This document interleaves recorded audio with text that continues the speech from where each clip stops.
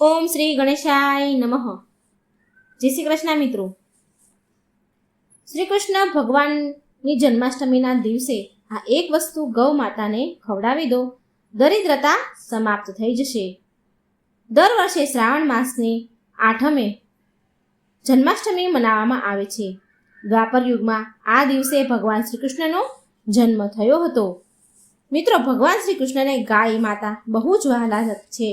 તેમને ગાય માતા સાથે બહુ લગાવ, બહુ પ્રેમ છે.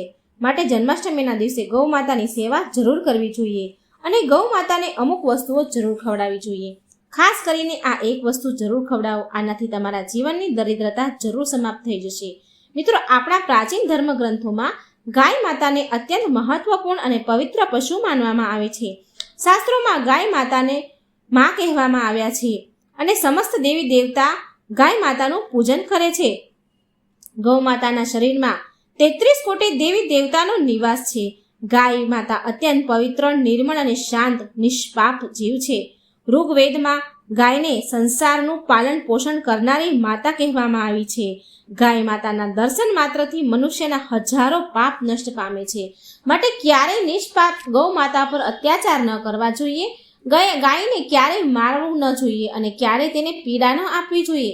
ગાયને મારવાથી બહુ પાપ લાગે છે. ગાયને મારવું એ શાસ્ત્રોમાં સૌથી મોટું પાપ ગણવામાં આવ્યું છે. મિત્રો, શ્રી કૃષ્ણ ભગવાનને ગૌ માતા બહુ જ વધારે પ્રિય છે. શ્રી કૃષ્ણ ભગવાનને કહેવા અનુસાર ગાય માતાની સેવા કરવી તે સર્વશ્રેષ્ઠ ધર્મ છે. આનાથી મોટું પુણ્ય કાર્ય સંસારમાં બીજું કંઈ નથી. કળિયુગની ભવિષ્યવાણી કરતા ભગવાન શ્રી કૃષ્ણએ કહ્યું છે કે કળિયુગમાં જ્યારે ધર્મ લુપ્ત થશે ત્યારે મનુષ્ય ગાયની સેવા નહીં કરે. મનુષ્ય માત્ર દૂધ માટે જ ગાયને પાળશે. દૂધ માટે ગાયને બહુ જ પીડા આપશે, જેના પરિણામ સ્વરૂપ કળિયુગમાં પાપ ચરમ સીમા પર હશે. કળિયુગના અંતના લક્ષણ બતાવતા ભગવાન કહે છે કે જ્યારે સંસારમાં ગાય સમાપ્ત થઈ જશે ત્યારે કળિયુગનો અંત થશે. જે મનુષ્ય કળિયુગમાં પણ ગાયની નિસ્વાર્થ ભાવથી સેવા કરશે તે સુખ સમૃદ્ધિ પામશે. જે સ્ત્રી રસોઈમાં બનેલી પહેલી રોટલી ગૌ માતાને ખવડાવે છે તે સદા સુહાગન અને સૌભાગ્યશાળી રહે છે. જે લોકો ગાયથી પ્રાપ્ત થઈ પંચતત્વ, પંચદ્રવ્ય ઘરમાં રાખશે તેના ઘરમાં ક્યારેય દુઃખ, દરિદ્રતા નહીં આવે. આપણા ધર્મના બધા જ શાસ્ત્રોમાં ગાયની સેવાને સર્વશ્રેષ્ઠ માનવામાં આવી છે. જે માણસ રોજ ગાય માતાની કોઈને કોઈ રૂપથી સેવા કરે છે તે સૌથી વધારે પુણ્યશાળી બને છે. ગામડામાં તો લોકોને ગાયની સેવાનો અવસર મળે છે, પરંતુ શહેરમાં ગાયના દર્શન આસાનીથી નથી થતા. એટલા માટે વ્યક્તિએ ગૌશાળામાં જઈને ગાયની સેવા જરૂર કરવી જોઈએ અથવા તો ગૌશાળામાં જઈને દાન ધર્મ જરૂર કરવા જોઈએ. આના સિવાય પણ આપણે આપણા ધર્મમાં ગૌ માતાની મૂર્તિ ઘરમાં રાખીને તેની પૂજા જરૂર કરવી જોઈએ. આનાથી પણ માતા કામધેનુનો આશીર્વાદ મળે છે. શાસ્ત્રોમાં ગૌ માતાને મા લક્ષ્મીનું રૂપ માનવામાં આવ્યું છે અને આ કારણથી જ ગાય માતાની પૂજા કરવાથી દરિદ્રતા દૂર થાય છે. પ્રાચીન સમયથી જ ગૌ માતાની સેવા અને સંરક્ષણની રીત ચાલી આવી છે. કેટલાય ઋષિમુનિ તેના આશ્રમમાં, તેમના કુટિયામાં ગાય માતાનું પાલન કરતા હતા અને રાજા મહારાજાઓ પણ ગાયનું દાન કરતા હતા. ગાયના દાનને સૌથી મોટું દાન કહેવામાં આવ્યું છે. ગાયનું દાન કરવાથી બધા જન્મોના પાપ નષ્ટ પામે છે અને મનુષ્યને મોક્ષની પ્રાપ્તિ થાય છે. ગાય માતાના વિશે બહુ જ મહત્વપૂર્ણ વાત કહેવા જઈ રહી છું કે ગાય માતાની પૂજા કેવી રીતે કરવી, ગાયને કઈ વસ્તુ ખવડાવી શું ફળ મળે છે, ગાયના કયા અંગને સ્પર્શ કરવાથી દરિદ્રતા દૂર થાય છે. આ બધા વિશે આપણા શાસ્ત્રમાં મહત્વપૂર્ણ જ્ઞાન આપવામાં આવ્યું છે. આપણા અત્યંત પૂજનીય ગૌ માતા વિશે તમે આ વાત જાણકારી જરૂર સાંભળજો.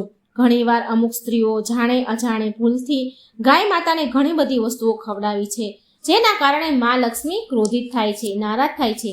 શાસ્ત્રમાં કહેવાયું છે કે આ વસ્તુઓ ગાયને ક્યારેય ન ખવડાવવી જોઈએ. આનાથી મનુષ્યના જીવનમાં દુર્ભાગ્ય આવે છે અને તેને કોઈ પણ કાર્યમાં સફળતા નથી મળતી. તો ચાલો જાણીએ ગાય માતા વિશેના નિયમ. સૌથી પહેલા મહત્વપૂર્ણ વાત એ છે કે ગૌ માતાના દર્શન કરવા શુભ મનાય છે. રોજ સવારે ગાયના દર્શન કરવાથી પુણ્યની પ્રાપ્તિ થાય છે અને સવારે ગાયનું છાણ હોય તેના દર્શન થાય તો લક્ષ્મીજીની પ્રાપ્તિ થાય છે. જો તમે કોઈ મહત્વપૂર્ણ કાર્ય માટે જઈ રહ્યા છો અને ગાય માતા અચાનક રસ્તામાં આવી જાય છે તો તે કાર્ય અવશ્ય સફળ થાય છે. કોઈ પણ યાત્રા કરવા જતા હોય અને ગાય માતાના દર્શન થાય તો તે યાત્રા શાંતિપૂર્વક સફળ થાય છે. જ્યોતિષ શાસ્ત્ર અનુસાર જો કુંડળીમાં પિતૃદોષ હોય તો અન્ય ઉપાયની સાથે સાથે ગાય માતાની રોજ રોટલી અને ઘાસ ખવડાવવાથી લાભ થાય છે અને પિતૃદોષથી મુક્તિ મળે છે. આવી જ રીતે જો કુંડળીમાં શનિની સાડાસાતી હોય કે મહાદશા છે તો દર શનિવારે અમાસના દિવસે કાળા રંગની ગાયને ઘાસ કે રોટલી ખવડાવી અને તેની પૂજા કરવી. આમ કરવાથી શનિ દોષ ઓછો થઈ જાય છે. ગૌમૂત્ર બહુ જ ઉપયોગી, પવિત્ર અને સ્વાસ્થ્યની દ્રષ્ટિએ અત્યંત હિતકારી છે. આધ્યાત્મિક દ્રષ્ટિથી તો ગૌમૂત્રનું મહત્વ છે જ, સાથે વૈજ્ઞાનિક અને આરોગ્યની દ્રષ્ટિએ બહુ જ લાભ બતાવવામાં આવ્યા છે. ગૌમૂત્રમાં ઘણા ખનિજ પદાર્થ અને સ્વાસ્થ્યવર્ધક તત્વ હોય છે જે આપણા શરીરને શુદ્ધ કરે છે અને ઘણા રોગોથી પણ બચાવે છે. સાથે ગૌમૂત્ર ઘરમાં કે પૂજા સ્થાન પર છાંટવાથી વાતાવરણમાં પવિત્રતા આવે છે. આ માટે આપણા શાસ્ત્રમાં શરીરને નિરોગી રાખવા માટે રોજ ગૌમૂત્રનું સેવન કરવાનું તથા ઘરમાં ગૌમૂત્રનો છંટકાવ કરવાનું કહેવામાં આવ્યું છે.